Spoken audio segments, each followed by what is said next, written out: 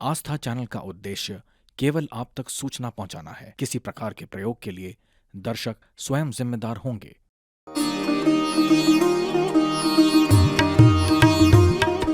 नवरात्र के 9वें दिन सिद्धिदात्री माता की उपासना की जाती है। यह माँ दुर्गा की 9वीं शक्ति का नाम है। यह सभी प्रकार की सिद्धियों को देने वाली हैं। इस दिन शास्त्रीय विधि विधान और पूर्ण निष्ठा के साथ साधना करने वाले साधक को सभी 8 सिद्धियों की प्राप्ति हो जाती है।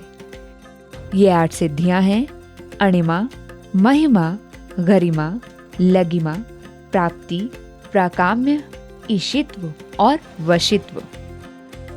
कई देवताओं ने सिद्धिदात्री माँ की उपासना करके ही 8 सिद्धियों को प्राप्त किया है। इनके साधक के लिए सृष्टि में कुछ भी उसके लिए अलभ्य नहीं रह जाता है। ब्रह्मांड पर पूर्ण विजय प्राप्त करने की सामर्थ्य उसमें आ जाती है।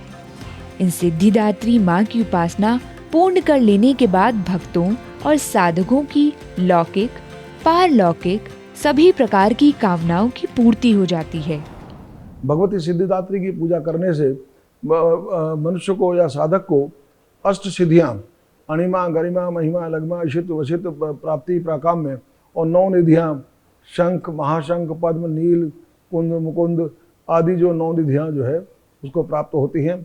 सिद्धिदात्री माँ के कृपा पात्र भक्त के भीतर कोई ऐसी कामना शेष बचती ही नहीं है जिसे वह पूर्ण करना चाहे। इसलिए वह सांसारिक इच्छाओं से ऊपर उठ जाता है और माँ भगवती का परम सानिध्य ही उसका सर्वस्व हो जाता है।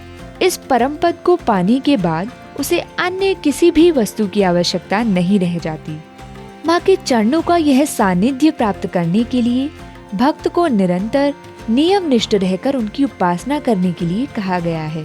माँ सिद्धिदात्री का ध्यान मंत्र है सिद्ध गंधर्व यक्षाद्य सुरैरमरैरपि सेव्यमाना सदा भूयात् सिद्धिदा सिद्धिदायिनी।